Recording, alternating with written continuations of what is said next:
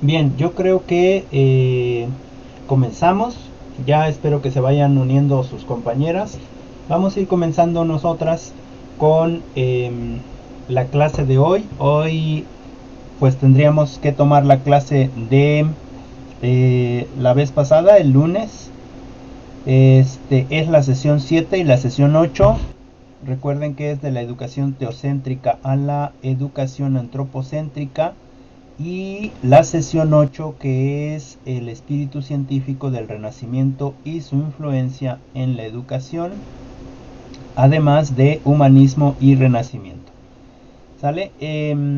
Bueno, no he podido revisar sus trabajos porque he tenido una semana muy pesada esta semana pasada y tuve que resolver algunos otros trabajos pendientes. Sin embargo, en esta semana yo les reviso y les doy comentarios. Bien, ¿les parece si vamos participando? Me gustaría que ustedes participaran con respecto a las lecturas. Son 3 lecturitas, me parece. Así que le vamos a dar la oportunidad a alguna de ustedes. Eh, Le vamos a pedir a Carla que nos comente así a grandes rasgos lo que ella comprendió de la lectura o de lo que recogió con sus trabajos, ¿no? Adelante, Carla, coméntanos algo.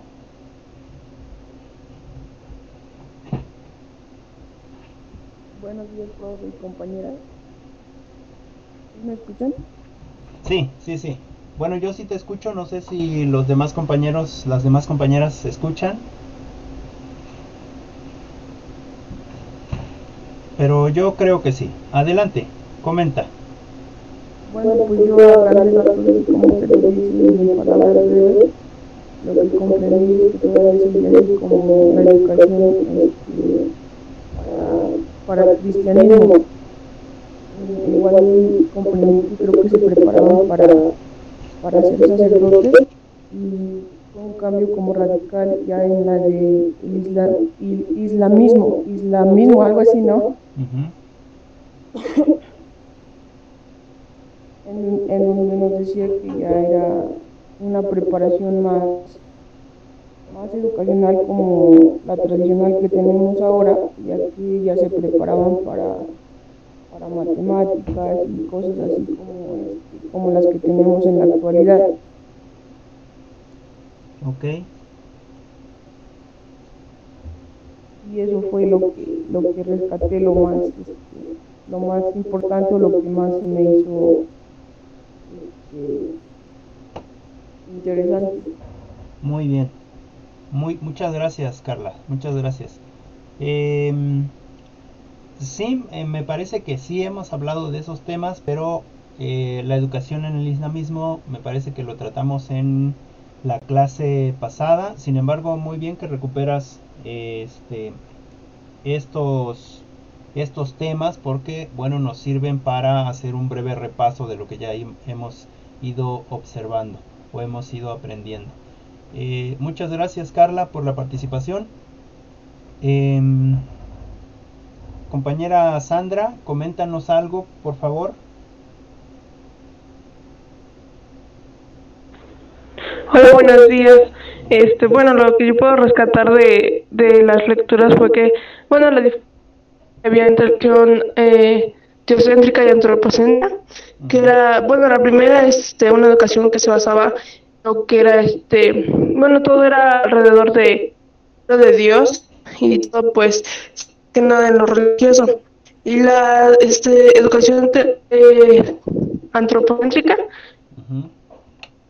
estudios de matemáticas, astronomía, ciencias y todo lo que tiene que ver con conocimientos sobre lo que hay a nuestro alrededor. Ok, eso sería todo. Sí. Ok, muchas gracias, Sandra. Muchas gracias. Bien, sí, efectivamente la pedagogía, bueno, la educación en este sentido la educación que cambia de una vista religiosa, es decir, de teo, en este sentido de que el centro del estudio es Dios, ¿no? Es decir, que es Dios para todos lados. Si vas a aprender, tendrías que aprender de manera memorística los cantos, recitar todo lo religioso. Es más, era una educación basada específicamente a la salvación del alma, ¿no? Lo que pasara con el cuerpo no era importante, sino lo que pasara con tu alma, porque el alma era la que iba a vivir por muchos años en el infierno, de hecho toda la eternidad, ¿no? Entonces era muy importante que nosotros trabajáramos específicamente por la salvación de nuestra alma, ¿no? Por la salvación de nuestra alma. Y en ese sentido, pues bueno, los castigos corporales, en ese sentido, todos los ritos o todas las actividades que se realizaban para poder salvar tu alma, ¿no? Precisamente la educación que ya va cambiando a la antropocéntrica. Antro viene de ser humano, antro de nosotros, es decir, esta educación que ya se fija no solamente en Dios, se sigue respetando a Dios como tal, pero ahora el principal interés de estudio es el ser humano, ¿no? Y lo que está a nuestro alrededor. Ok, si no te preocupes, Claudia. De hecho, pasó tu compañera Sandra. No sé si nos quieras comentar algo. Nada más leo un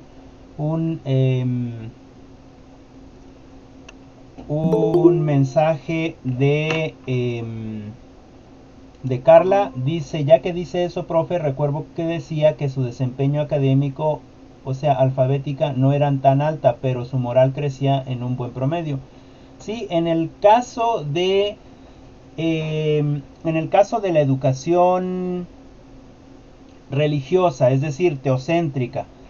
Y miren, hay que ser, digamos, más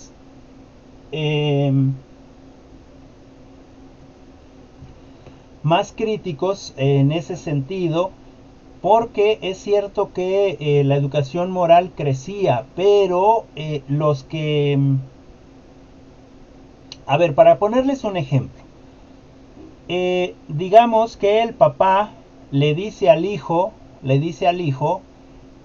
ay de ti si te veo tomando o fumando, porque te rompo la cara, ¿no? Pero el papá fuma y toma, ¿no?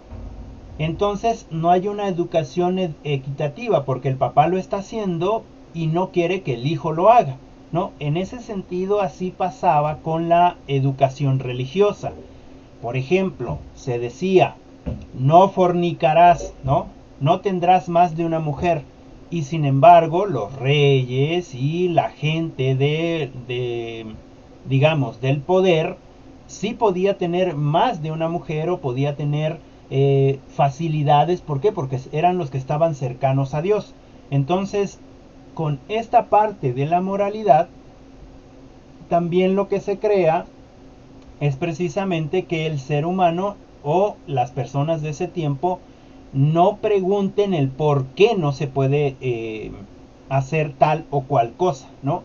Porque si tú preguntas, bueno, ¿por qué yo no puedo estar, por qué no puedo tener más de una mujer o por qué no puedo tener más de un hombre? No, porque Dios creó al hombre y a la mujer solamente para que estén unidos el uno al otro, ¿no? Lo demás es pecado, y como pecado, si tú lo practicas, te vas a ir al infierno, ¿no? No sé si me explico con respecto a este ejemplo que estoy dando, ¿no?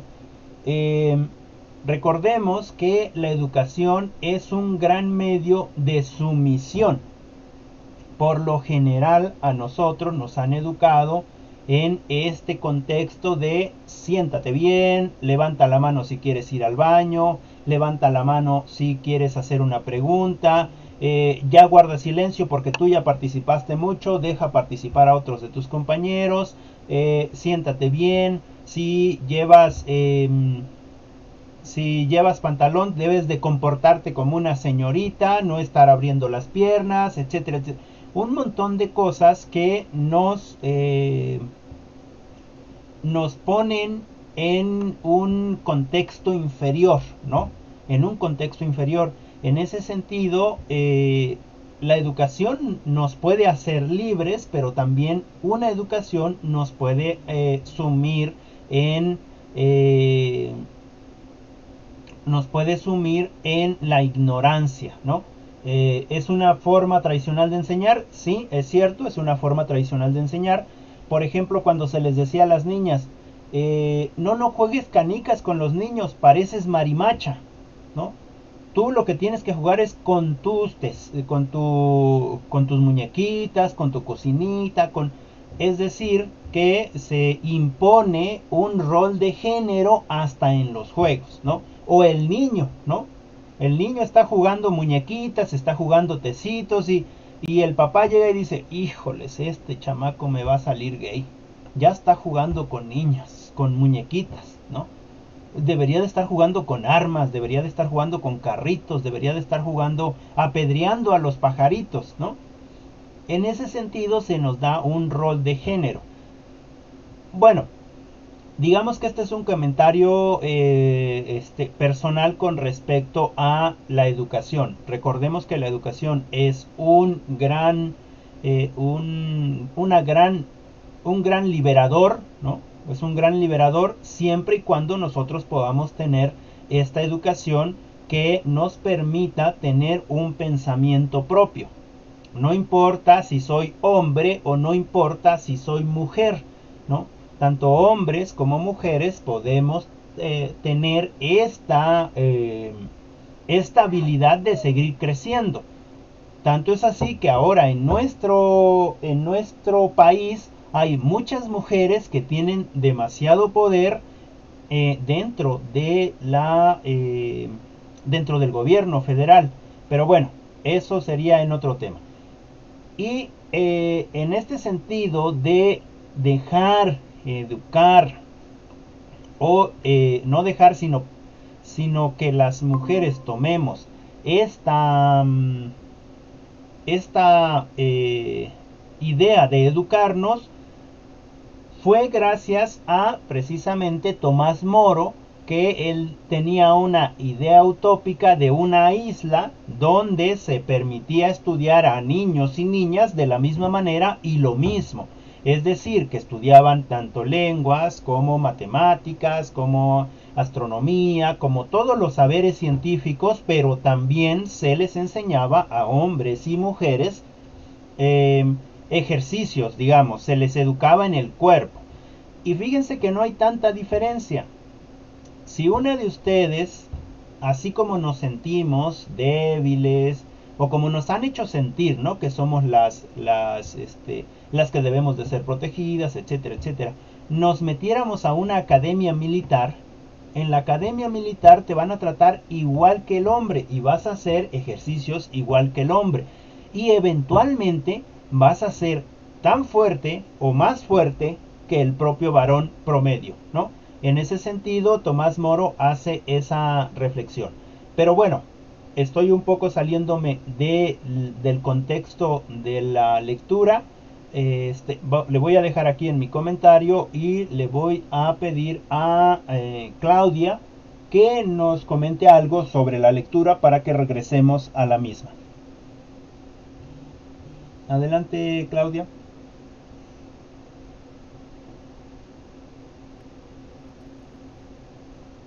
Yo lo que comprendí fue que la educación cada vez fue evolucionando. También pude ver que la educación teocéntrica es cuando los teos creían que Dios era el centro del universo, en cambio en la antropocéntrica se creía que el hombre era el centro del universo. También pude ver que hubo grandes descubrimientos, experimentos para que la educación tuviera un gran impacto y grandes cambios. Ok, muchas gracias, Claudia, muchas gracias.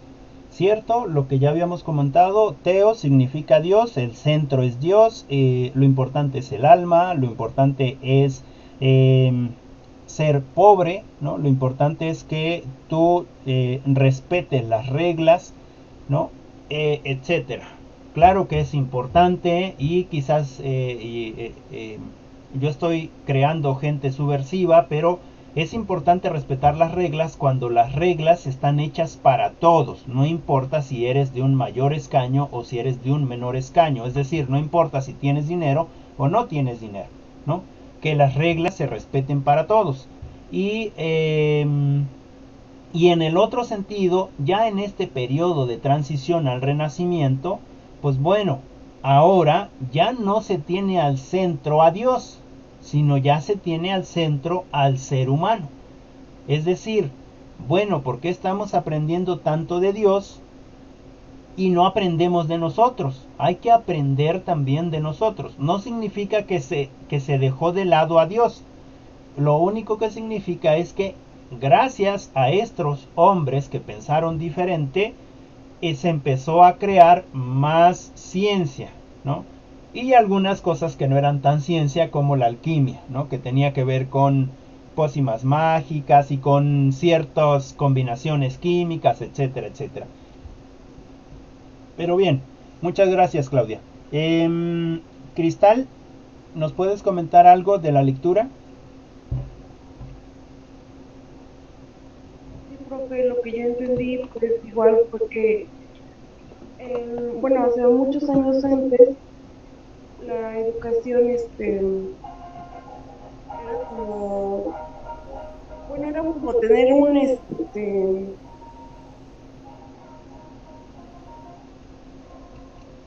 era un privilegio, ¿no? Algo que tenían que valorar mucho las personas que podrían estudiar, muchas personas querían y no podían. Entonces, pues mi reflexión fue que ahora tenemos todas las herramientas para estudiar, tenemos a nuestros padres que nos apoyan, entonces que valoremos y aprovechemos eso porque mucha gente hubiera querido tener estas oportunidades y no lo pudo. Ok. Pues que es algo muy importante y fundamental para nuestras vidas, ¿no? Y nuestra educación. Ok. Muy bien, gracias, Cristal. Sí, de hecho sigue habiendo personas que pues no pueden acceder al estudio, ¿no? Yo, por ejemplo, sí he visto un gran cambio en estos últimos tiempos en donde la mujer o el género como tal de mujer tiene más posibilidades de estudiar.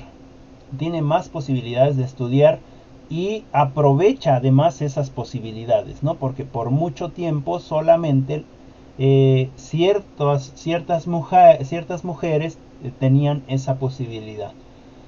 Entonces es una muy buena noticia para todas y todos. Bien, vamos a entonces a entrar ya para explicar esta idea de lo teocéntrico y de lo antropocéntrico. Muchas gracias a todas por su participación. Recuerden que está el chat ahí para que puedan seguir comentando si se acuerdan de algo y yo voy a ir leyendo. Muy bien. Como lo decíamos, la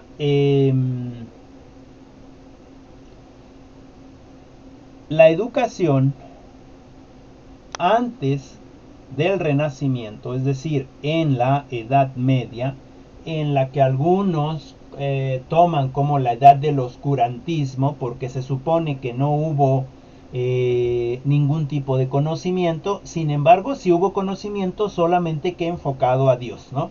En la Edad Media entonces se tenía solamente como principio el estudio de Dios. Y recordemos que algunos que estaban dentro de de estas escuelas ni siquiera sabían leer y escribir. Lo único que sabían eran todo lo que se aprendían de memoria, los cantos, los rezos, etcétera, ¿no? Entonces su educación también era, digamos, ínfima o muy pequeña. Y en ese sentido, recordemos que Tomás de Aquino decía que lo importante era trabajar con Dios, ¿no? Es decir, estudiar a Dios para que mi alma fuera al gozo eterno y no fuera al infierno, ¿no? Porque iba a ser una eternidad de sufrimientos. Ahora, eso es lo religioso. No me estoy metiendo en lo teológico en el sentido de demostrar que sí existe el infierno y que sí existe Dios, ¿no? Esas son otras teorías o son otros conocimientos que quizás en algún momento lleguemos a conocer y comprendamos específicamente que sí existe un cielo y sí existe un infierno, ¿no? Sin embargo, muchos al finalizar de o al ir en decadencia la Edad Media, ¿no? Al empezarse a levantar las personas contra aquella imposición tanto religiosa como de impuestos, como de poner en la miseria a mucha gente, se levanta y empiezan guerras y empiezan a no estar de acuerdo, y también nacen algunos pensadores o algunas pensadoras que no se mencionan pero que también existieron, y empiezan a crear cosas, ¿no? Empiezan a darse cuenta que Dios no lo es todo en el sentido terrenal, es decir, Dios en el sentido espiritual está muy bien. Dios nos puede dar una vida más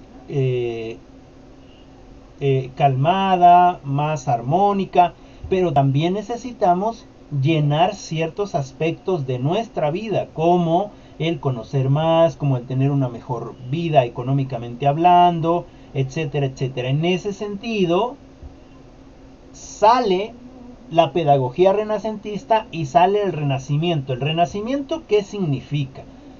Solamente significa que ya hubo un nacimiento y hay un renacimiento en el sentido de volver a nacer. Es decir, de ya nací, ya he vivido la vida en este modelo teocéntrico, pero ahora yo me intereso más por un modelo antropocéntrico o por un estudio de la vida. En ese sentido, la pedagogía del renacimiento, del volver a ver la vida de una manera diferente, es un enfoque totalmente diferente al teocéntrico. Es decir, ya no el amor a Dios, ¿no? No por el amor a Dios yo voy a estar pobre, no por el amor a Dios yo tengo que golpear mi cuerpo para que mi alma esté limpia, ¿no? Sino ahora en esta pedagogía renacentista lo que se da o lo que se pugna más o se trabaja más es el amor a la vida, ¿sale? El amor a la vida. ¿A cuál vida? Pues a nuestra propia vida. Es decir, si nosotros aplicáramos esta pedagogía renacentista en nosotras mismas o en nosotros mismos, siempre estaríamos felices porque amaríamos nuestra vida, ¿no? Pero ¿qué nos pasa? Que somos humanos y nos enamoramos y de repente él se va con otra y nosotras somos infelices. ¿Por qué? Porque estamos teniendo un amor al otro, a la vida del otro, no es un amor a mi vida. En ese sentido, nosotros no somos renacentistas, ¿no? Bueno, en consecuencia, la pedagogía renacentista es precisamente el amor a la vida, el amor a mi vida y el amor a la vida en general y a lo que pueda yo entender de la misma, ¿no? Es decir, regreso a estos pensamientos filosóficos de los antiguos, ¿no? desde de antes de la Edad Media, de Roma, de Grecia, etcétera, de la filosofía antigua, y empiezo a pensar el porqué de las cosas. Es decir, estoy renaciendo, ¿no? Empiezo a pensar quizás el porqué del por qué estoy vivo, del por qué respiro, del por qué puedo caminar, cómo es que puedo hacer ejercicio y mi cuerpo se transforma o estoy mejor en salud, etc. En ese sentido hay un entusiasmo, ¿no? Y aquí hago un paréntesis.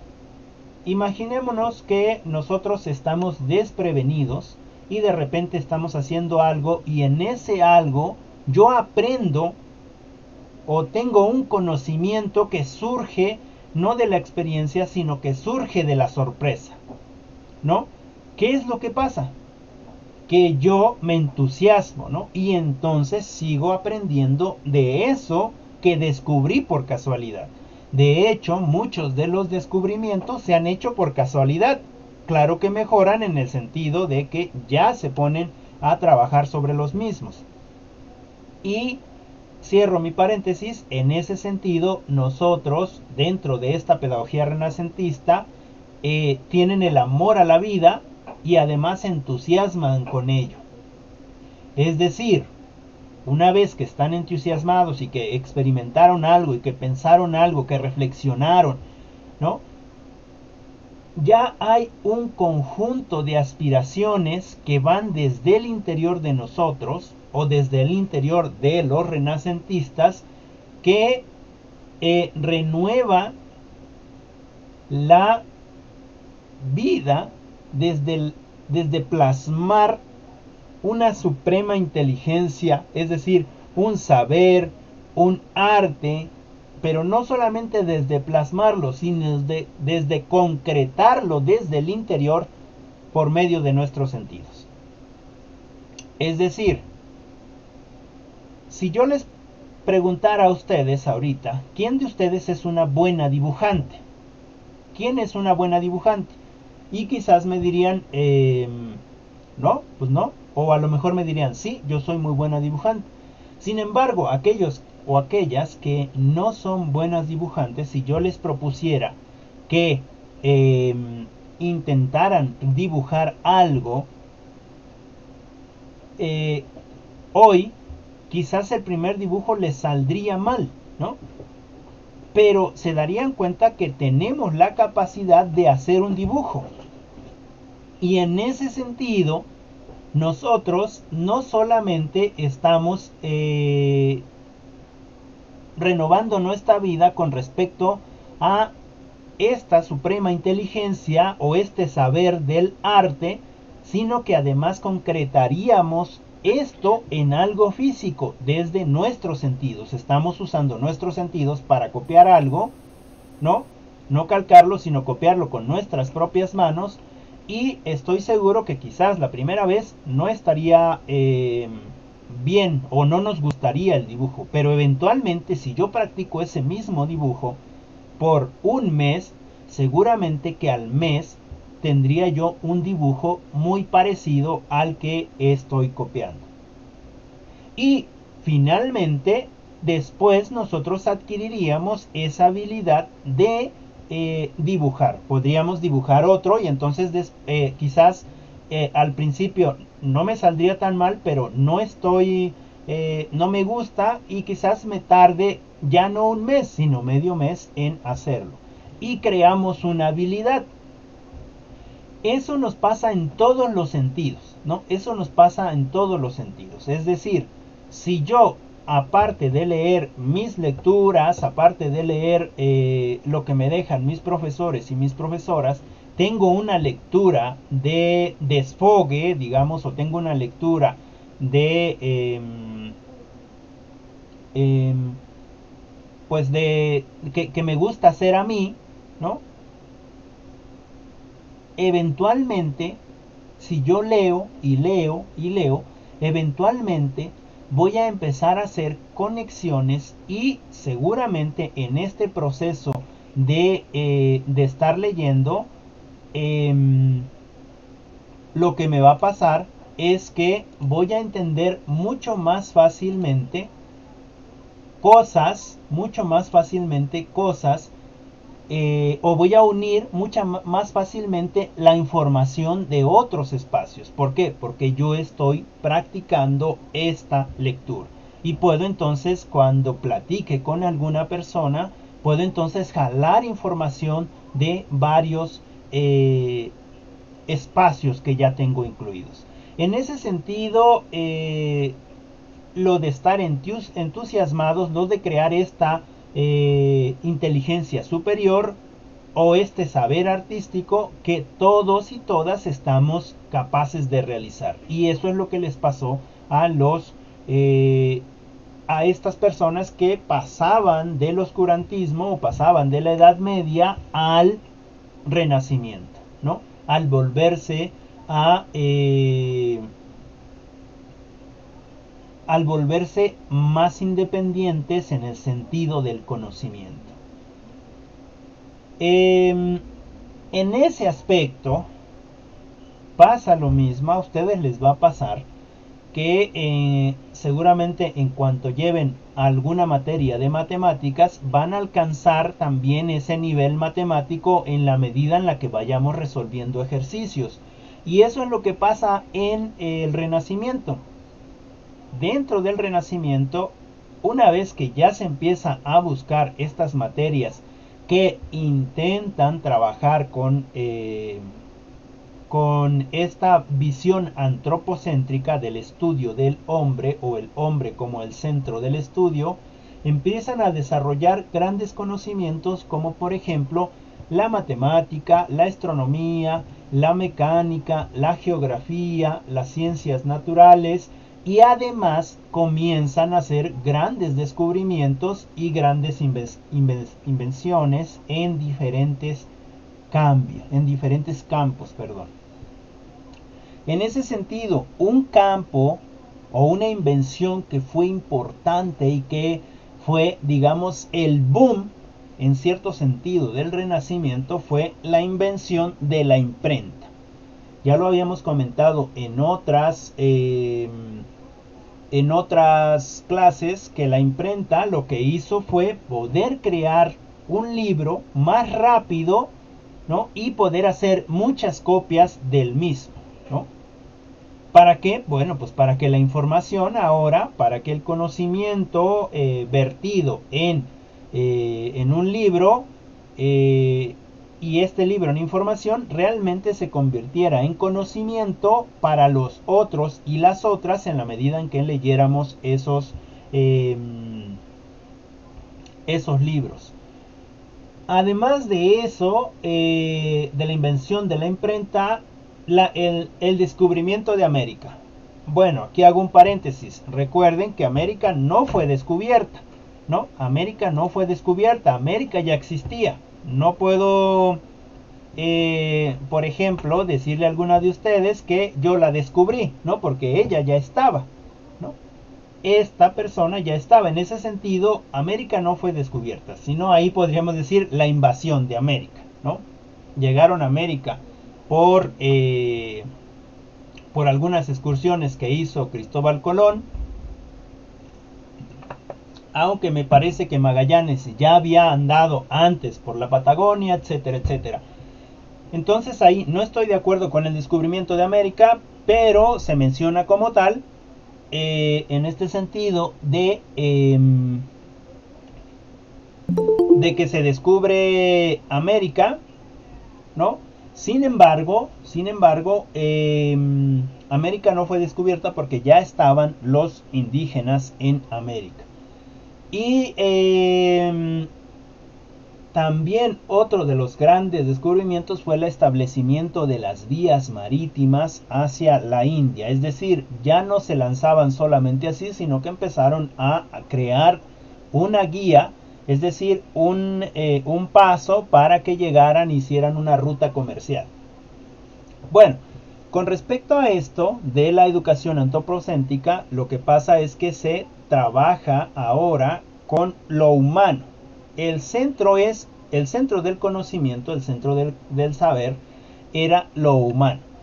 En lo teocéntrico, el culto que se rendía y la educación que se rendía a Dios. Es decir, era un culto rendido a ese Dios, ¿no? Y en consecuencia a los que llevaban las cosas de Dios. En el Renacimiento ahora ya no se rinde culto a Dios, se rinde culto al hombre en primer lugar. Es decir, el hombre es el centro del aprendizaje, ¿no? El hombre es el centro del saber y el hombre es capaz de aprender más cosas. Claro que esto se contrapone con la concepción religiosa, ¿no? Se contrapone con la concepción religiosa en el sentido de que se les van los adeptos. Es decir, ya no van a querer ofrendar, ya no van a querer seguir las normas de los religiosos, porque ahora lo importante es el ser humano. Y lo importante es estar bien yo conmigo mismo para seguir aprendiendo y bueno, saciaré mi necesidad de Dios, pero el Dios que yo crea que es importante. En ese sentido, el corte o la separación de la iglesia en varias iglesias. Se habla de Martín Lutero, que se da cuenta y entonces lo que hace es que protesta. Por eso es que a todas las demás iglesias que no son católicas se les llama protestantes, ¿no? Pero hay otras iglesias, por ejemplo en Europa, que son del corte religioso, pero que también tienen su papa, que son del corte católico, pero que no están compaginadas con la iglesia católica que todos nosotros conocemos, ¿no? También tienen su papa, también tienen sus dirigentes, etcétera, ¿no? Y está en Europa, me parece que se llama la iglesia anglicana y es muy parecida a la iglesia católica, ¿no? Tiene sus santos, tiene sus iglesias, ya saben que las iglesias son en estilo barroco o algunas otras en otros estilos. Sin embargo, hay ese quiebre, digamos, entre las religiones y se crean diferentes religiones. Con respecto a la educación, sí es cierto que el humanismo empieza con respecto al estudio del ser humano, sin embargo, no se preocupan del todo por los pobres todavía, ¿no? No se preocupan porque los pobres aprendan. ¿Quiénes son los que aprenden? Pues precisamente los hijos de los nobles, siguen aprendiendo los hijos de los nobles. ¿Qué les enseñaban? Pues les enseñaban el latín, el griego, algunos otros idiomas y algunas artes literarias de la antigüedad, además de las matemáticas, astronomía, mecánica, ciencias naturales, etc. Es decir, ¿qué aspiraban digamos en ese entonces, los profesores humanistas con respecto a la educación de los niños? Pues precisamente que desarrollaran su curiosidad y el interés por los conocimientos. No quiere decir que después de que ya estamos estudiando el ser humano como el centro del conocimiento, la iglesia desapareció, porque ha estado hasta nuestros días. Solamente que la iglesia ahora su influencia es menor. ¿Por qué? Pues porque el ser humano o el ser de ese entonces, los hombres y mujeres de ese entonces ya no se permitían ser influenciados de mayor manera por la iglesia. En ese sentido ya no había mucha influencia. Con respecto a los artesanos y comerciantes, también se empiezan a crear escuelas y en estas escuelas pues se tenía que enseñar en el idioma de los alumnos. En ese sentido, haciendo un paréntesis, Cuando nosotros estudiamos, digamos, pedagogía o licenciatura en educación o licenciatura en educación primaria y preescolar para el medio indígena, pues si nos van a mandar a algún lugar lejano, digamos a la sierra a la sierra norte de Puebla, no sé, en Caxhuacan o en Huehuetla, pues tendríamos que nosotros saber la lengua, ¿no? ¿Cómo vamos a llegar nosotros a enseñar o a compartir el conocimiento en castellano, ¿no? Si los muchachos hablan totonaco o hablan náhuatl. En ese sentido, ahí se ponen las bases de que nosotros debemos de compartir el conocimiento en el idioma o en la lengua en la que los jóvenes o señoritas estén acostumbrados a hacerlo. Carla dice, en la antigüedad la iglesia influía en todos los aspectos. Sí, en la actividad influía en todos los aspectos, y haciendo otro paréntesis, no solo en la antigüedad, ¿no? Aún ahora la iglesia católica en nuestro país quiere influir en los temas políticos, cuando en nuestra Constitución de los Estados Unidos mexicanos se dice, gracias a Benito Juárez, que hizo la separación del clero y del Estado, se dice que la iglesia, no solamente la católica, sino cualquier tipo de iglesia que exista en nuestro país, no debe de profesar un partido político, o no debe de meterse o ingerir en los asuntos políticos de la nación. Sin embargo, y esto es como un comentario personal, muchos de los grandes cardenales que hay en nuestro país, en sus misas están haciendo mítines políticos, y eso ya no es ético con respecto a lo que ellos representan, porque ellos están hablando de política en un lugar donde se debe de hablar de religión, ¿no es cierto? En ese sentido, quizás pasa porque aún seguían teniendo o siguen teniendo en muchos espacios de nuestros países latinoamericanos, siguen teniendo mucho poder, no solamente económico, sino político, ¿no? Por desgracia, en nuestro país, por desgracia para la clase religiosa, en nuestro país se está separando cada vez más la política de lo religioso. ¿Para qué? Pues para beneficio de la mayoría de las personas, ¿no? No para beneficio de unos cuantos.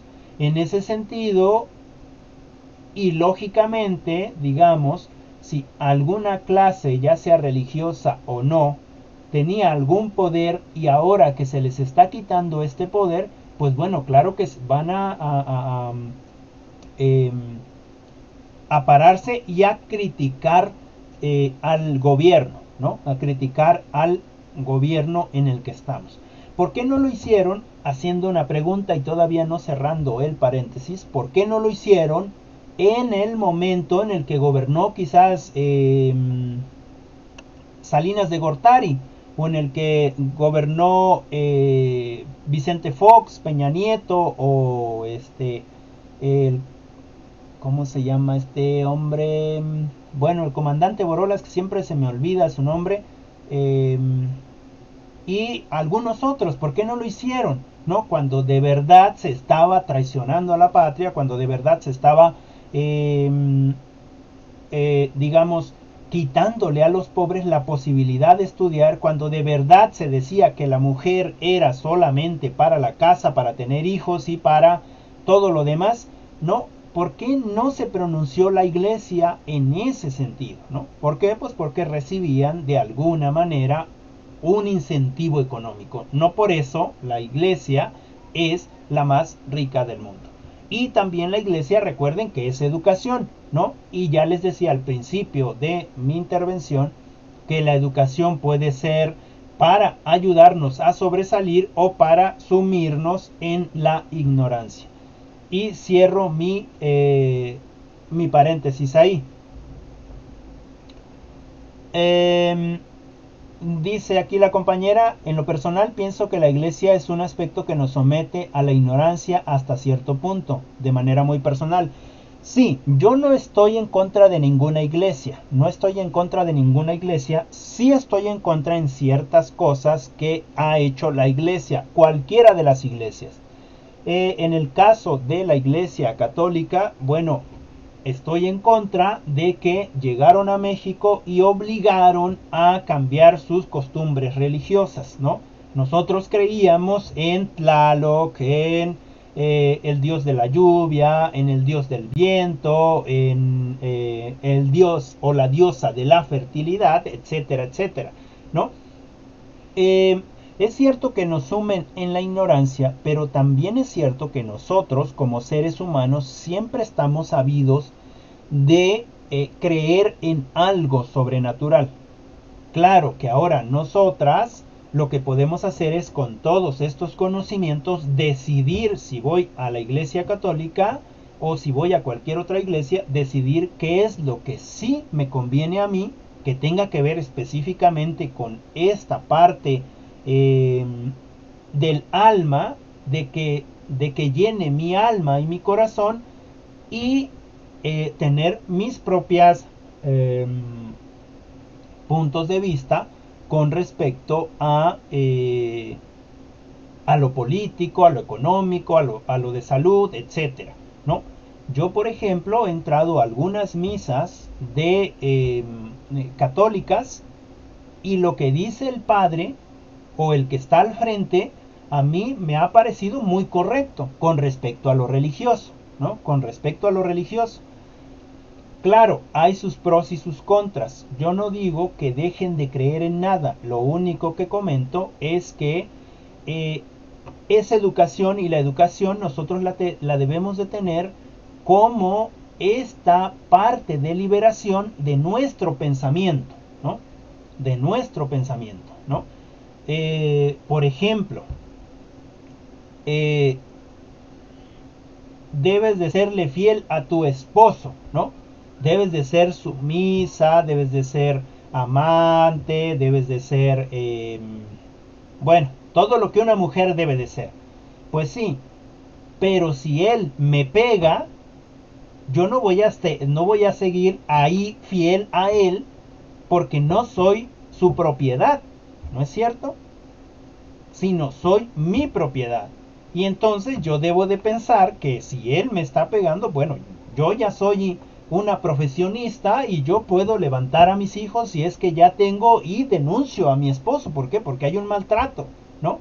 En ese sentido, la liberación, ¿no? En ese sentido, esta parte del renacimiento en nosotras, ¿no? Entonces, bueno, cerrando los paréntesis, no forzosamente la iglesia nos puede mantener ignorantes, es más, nos mantiene ignorantes porque nosotros queremos que nos mantenga ignorantes. Pero si nosotros también leemos la Biblia, y si nosotros de verdad nos interesa la religión, no importa cuál religión sea, si nos interesa tener algo, digamos, que sacie mi espíritu, bueno, pues hay que leer la Biblia también, ¿no? Y hay que estar en acuerdo, en desacuerdo con el que está enfrente. Claro, siempre y cuando con respeto, siempre respetando a los espacios de culto, ¿no? Por ejemplo, yo no soy católico, pero sí he entrado a la iglesia católica, y cuando estoy en la iglesia católica quizás no hago todo lo que ellos hacen, pero sí estoy con respeto, ¿no? ¿Por qué? Porque es un lugar santo, y es un lugar donde la gente va a obtener la palabra de Dios de alguna manera. En ese sentido, solamente lo que yo hago es que cuando me quieran convencer de tal o cual religión, ¿no? Por ejemplo, los testigos de Jehová son muy insistentes y te hablan y te dicen, y bueno, cuando a mí me han intentado, cuando han intentado platicar conmigo, pues bueno, creo que se van más convencidos ellos de lo que yo les comento, porque me dicen una cosa y yo les comento otra, y así sucesivamente, hasta que, pues bueno, No me pueden convencer porque tengo argumentos que, digamos, les destrozan sus argumentos religiosos. Y bueno, lo único que gano es que ya no me vuelvan a visitar más, ¿no? En ese sentido, uno debe de ser libre en el pensamiento. Si uno quiere estar en una u otra iglesia, eso es parte de cada quien. Si mi padre me enseñó la iglesia católica y yo voy a respetar su decisión, bueno, pero porque yo la decidí, ¿no? También me gusta. O buscar el espacio donde ustedes quieran sanar esa parte del alma, ¿no? En ese sentido, no podemos echarle la culpa totalmente a la iglesia de que nos mantenga ignorantes, ¿no? Porque entonces vamos a estar siempre echándole la culpa a los demás, ¿no? Podemos ir a las iglesias, a cualquiera que ustedes quieran, hacer lo que la iglesia, digamos, proponga, pero siempre y cuando con esa conciencia de que lo están haciendo porque lo desean. En ese sentido, cierro este comentario con respecto a la iglesia, ¿no? Y regreso a esto del humanismo pues en el Renacimiento, ¿no? Ya no se toma tanto a Dios como centro del universo, sino ahora al hombre como centro pues del conocimiento, es decir, de la filosofía. Y se estudia ahora precisamente las matemáticas o las matemáticas, las lenguas, la geografía, la astrología, etcétera, las ciencias que van a dar un salto en el conocimiento de las personas. En ese sentido, se empieza a tener una visión diferente de la educación con respecto a los seres humanos. Uno de los que tiene una visión utópica de la educación es precisamente Tomás Moro, que ya lo habíamos comentado hace un momento, donde él tenía una utopía donde no existiera propiedad privada, ¿no? Donde no existiera propiedad privada. Miren, principios del socialismo, ¿no? Socialismo utópico, donde no existiera propiedad privada, es decir, que todo fuera de todos. Recordemos que tanto el socialismo como el capitalismo no funcionan, o al menos no del todo, ¿no? En el socialismo o en el comunismo, por ejemplo, o en Cuba, que dijeron que Cuba era comunista o era socialista, o por ejemplo, se me olvidó el otro lugar donde estaba Chávez, también dijeron que era socialista, ¿no? O comunista, pero en realidad no eran socialistas ni comunistas. Lo que pasa es que tenían una visión más en común. Ahora en México se decía también, cuando llegó Obrador al poder, que íbamos a irnos en picada, ¿no? ¿Por qué? Porque ese proyecto que traía Obrador, o el presidente electo actualmente, era socialista, y que el capitalismo se iba a ir a la quiebra y los mexicanos íbamos a estar peor, ¿no? Y bueno, no ha sucedido. En realidad en Cuba no fue un proyecto socialista ni comunista. Fue un proyecto capitalista humano. Es decir, un proyecto en donde cupieran todas las personas. Por eso Cuba es una de las más grandes potencias en educación, debido a que se preocupa por todos y todas. Es decir, hasta el más último rincón de la montaña existen equipos de cómputo, aunque sean viejos, con internet para que puedan trabajar, ¿no? De hecho, las personas que estudian en Cuba, los cubanos, tienen un nivel de conocimiento que nos supera a todos, ¿no? En ese sentido, no son proyectos socialistas, ¿no? Por ejemplo, ahora Bolivia, que recién la recuperamos, ¿no? Recuerden que el año pasado hubo un golpe de estado y hubo un gobierno de facto, es decir, con la señora Áñez, que se apropió del poder porque quiso, y la apoyaron las fuerzas federales y las policíacas, ¿no? Y hizo un destrozo del país, dejó el país en un año en ruinas, ¿no? Cuando en los años pasados, desde el 2003 hasta la fecha, 2019, antes del golpe de estado, eh, había Bolivia era uno de los países en donde su capital económico era importante para toda su población. Recordemos que Bolivia tiene un 80% de población indígena. La mayoría son indígenas. Y un 20% de población no indígena, ¿no? Sino mestiza. Y pues bueno, los mestizos son los que tienen el mayor poder económico. ¿Qué pasa cuando su presidente anterior, Evo Morales, llega al poder y empieza a nacionalizar todo al país? ¿Para qué lo privatiza? Lo empieza a nacionalizar, empieza a mejorar el nivel de vida de los indígenas. Y ahora un indígena que estaba en la pobreza, un indígena que no tenía posibilidades de estudiar, no tenía posibilidades de teléfono, de estar comunicado, etcétera, se vuelve un indígena de clase media.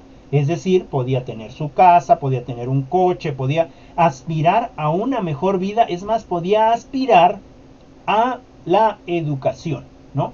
Y una educación ubicada en su contexto, es decir, no una educación colonialista, sino una educación más antropocéntrica, es decir, más de su lugar de origen. ¿Qué es lo que pasa? Que a la clase media no le gusta, hay un golpe de estado, recuerden en septiembre del año pasado en Bolivia, quieren matar al presidente electo y pues tiene que huir con su familia y México le abre la puerta, ¿no? A Evo Morales y a García Linera, que era su segundo, el vicepresidente. Bueno, hay un desastre, hay muertes en Zancata, en Sacaba, mueren muchas personas, ¿no? Y pasa el tiempo. Y ahora, con este proceso de elecciones apenas, queda pues igual uno del movimiento al socialismo.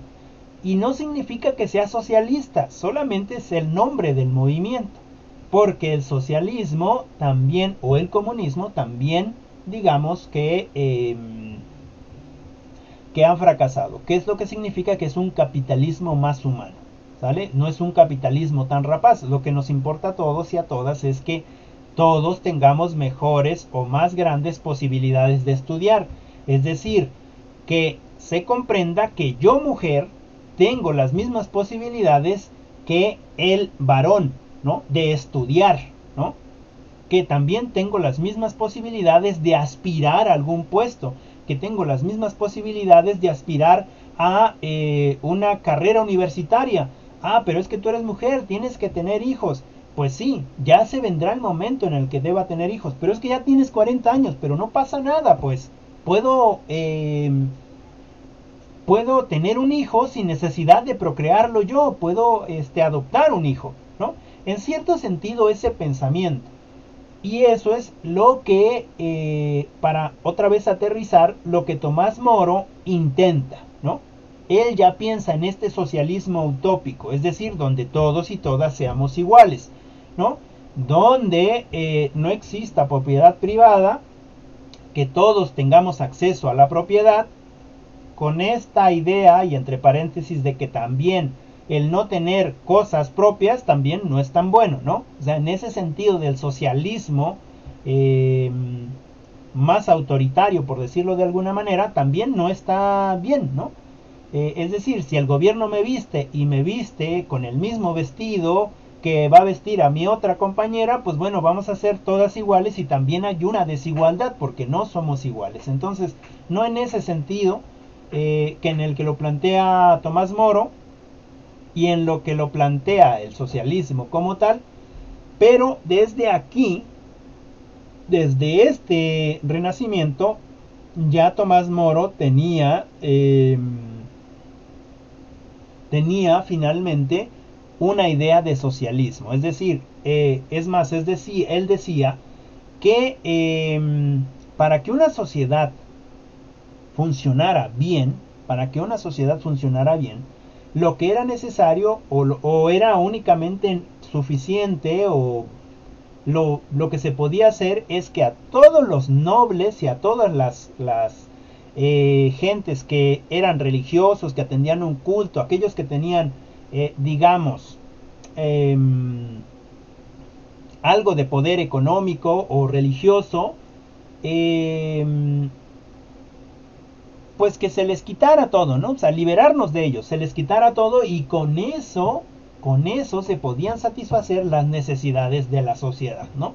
¿Para qué? Pues para que todos trabajáramos y todos tuviéramos lo mismo, ¿no?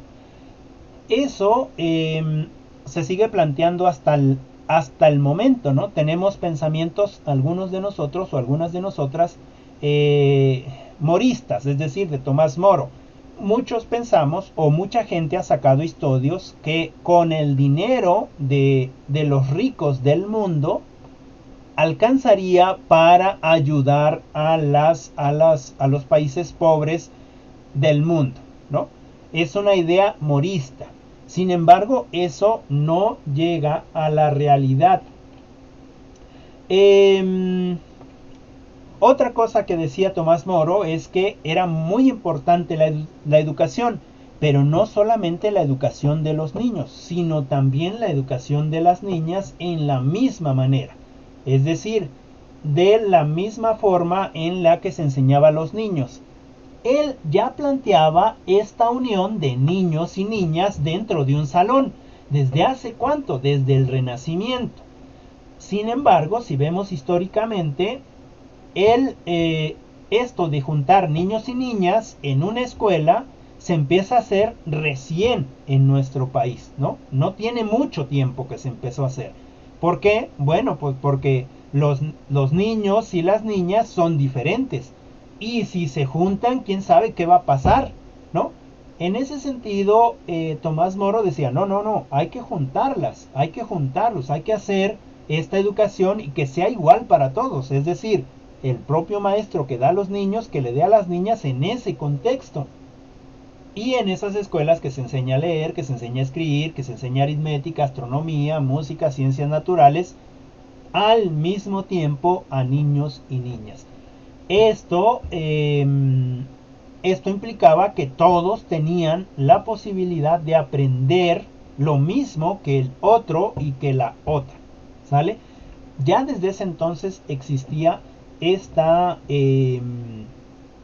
idea, por eso se llamaba una idea utópica o del socialismo utópico.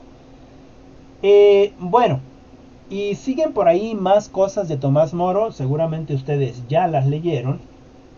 Y vamos a ir cerrando el tema para que les pueda yo dejar sus tareas. Nada más recapitulando esta parte de la educación teocéntrica con respecto a la educación antropocéntrica. Uno de los datos importantes es que la educación teocéntrica está precisamente enfocada al estudio de Dios, ¿no? Por eso, los que están en la religión, sea cualquiera que ésta sea, en el caso de la católica, los jóvenes se hacen teólogos. Es decir, los que estudian para sacerdotes no estudian 1 año ni 2 años, estudian 10, 12, 15 años para ser sacerdotes. De hecho, yo creo que una de las mejores educaciones en el sentido educativo es la educación de sacerdote. Les enseñan muchísimas cosas, es decir, tienen un proceso de de aprendizaje muy largo y les enseña a hacer muchas cosas. Todos los sacerdotes deben de saber latín, por ejemplo, porque van a ir en algún momento a esos lugares y tienen que hablar en latín. Tienen que hablar algunas lenguas romances como la francesa, el italiano, etcétera, ¿no? En ese sentido, a mí me parece que es una educación muy importante, además de que les enseñan pues todo lo religioso, ¿no? Es decir, toda la teología, ¿no? Es decir, todo el estudio de la Biblia para que ellos puedan dar sus sermones. Y la otra es la educación antropocéntrica. ¿Qué pasa con la educación antropocéntrica? Que se sale de lo teológico, es decir, se sale de lo religioso y entonces se empieza a interesar por lo humano, es decir, por el hombre, ¿no? Quizás el primer hombre pues no se veía, o la primera mujer, y me parece que hasta nuestros días pasa, que nosotras como mujeres no nos vemos a nosotras mismas si estamos desnudos o desnudas, ¿no? Y a algunos hombres también les pasa, no se ven, ¿no? ¿Por qué? Ah, porque eso es malo, no te toques porque eso es malo, te vas a ir al infierno. Es decir, tenemos todavía ideas teocéntricas, ¿no? Sin embargo, a lo mejor el primer hombre que transitó o la primera mujer que transitó de la Edad Media al Renacimiento se puso en el espejo y se miró por primera vez y dijo, oh, esta soy yo. O dijo él, oh, este soy yo. Tengo esto, ¿cómo me explico que está todo esto en mi cuerpo? ¿No? En ese sentido se transforma la educación. La educación se quita esta idea de lo teocéntrico, se deja a este estudio de Dios, ¿no? Para intentar trabajar en el estudio del hombre, es decir, poner al hombre en el centro de lo estudiado. Y finalmente considerar al ser humano como tal, como un ser humano y que tenía una vida que vivir, en este sentido de el amor a la vida, y esa vida tendría que ser digna, ¿no? Tendría que ser digna. Y bueno, finalmente con respecto al espíritu en el Renacimiento, recuerden que todo se intentó hacer desde el conocimiento. Esto no había podido ser o no se habría podido llevar a cabo si no hubiera gente, ahora se les conoce como mecenas, ¿no? Las personas, aquellas que eran ricas, pudientes, acaudaladas y que les interesaba el arte, les interesaba la ciencia, etcétera, pero no tenían el tiempo para eso y entonces aportaban ese dinero para la gente que sí tenía el tiempo y que era, digamos, capaz de aprender más cosas. En ese sentido, en Italia los Medicis, ¿no? ¿Qué es lo que hacían? Pues bueno, empezaron a recolectar muchos artistas o mucha gente científica para que establecieran el conocimiento, ¿sale? O que recuperaran el conocimiento. Uno de ellos fue Leonardo da Vinci, fue uno de los más grandes personajes del Renacimiento. Muchos de estos personajes se dedicaban a leer libros antiguos. ¿Para qué? Pues para empezar a tener más ideas y trabajar con respecto a el aprendizaje, ¿no? Por ahí se menciona también a Nicolás Copérnico, que él estaba observando las estrellas y se dio cuenta que la Tierra giraba en torno alrededor del Sol, y la teoría teocéntrica decía que el Sol giraba alrededor de la Tierra en armonía perfecta con la Iglesia y el Dios Supremo, ¿no? En ese sentido, pues bueno, se van cambiando estos paradigmas de conocimiento con respecto a el Renacimiento. Y bueno, yo le voy a dejar aquí. No sé si tengan alguna pregunta, alguna duda. Les doy un espacio. Comenten si tienen alguna duda o alguna pregunta. Puede ser en el chat o puede ser mediante audio. Algo que quieran comentar.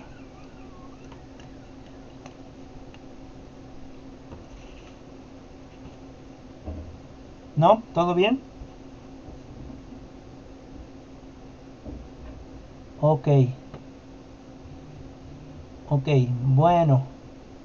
Muy bien. Ok, ok.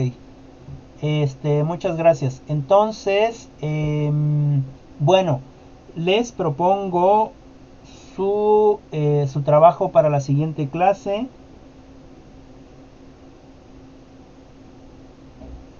Les propongo su trabajo para la siguiente clase, que sería...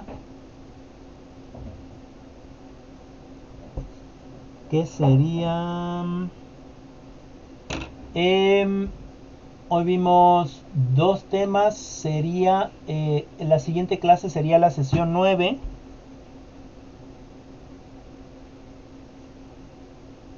Sesión 9, que es el 5.1, los movimientos religiosos y su impacto en la educación.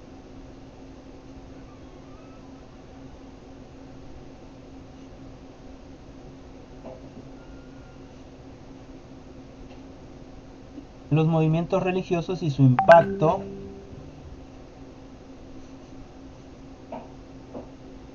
en la educación. Y aquí tenemos el 5.1.1, que es la reforma. Ya les adelanté un poquito con Martín Lutero. Ahorita les repito, ¿sí? Ahorita les repito los temas. Y el 5.1.2, que es la contrarreforma. ¿Sale? El primero es la sesión 9, los movimientos religiosos y su impacto en la educación. El segundo tema es, es parte del tema, es la reforma, es el 5.1.1, y el 5.1.2, la contrarreforma. ¿Sale? Son dos lecturitas.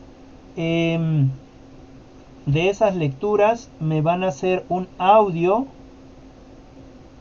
explicación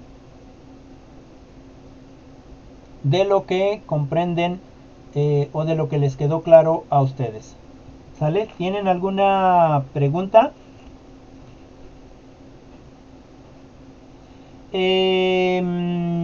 Bueno, no, yo creo que intenten combinar todos los temas. Son dos lecturitas y tienen que ver mucho los temas. Los tres temas que están ahí tienen que ver mucho la reforma con la contrarreforma, y eso a su vez con los movimientos religiosos. Entonces, en todo, hagan un solo audio con toda la información. Cómo es que los movimientos religiosos impactan en la educación, quién es el que hace la reforma, quién es el que hace la contrarreforma, por qué se hicieron, cosas así.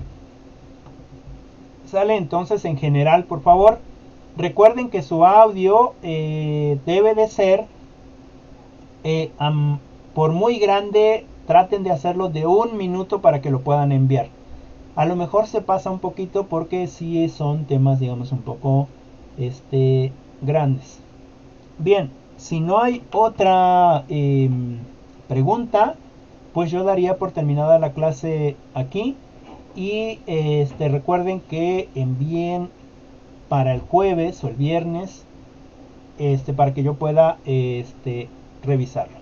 Bueno, cuídense mucho, un abrazo a todos y a todas, y nos vemos la próxima clase. Saludos.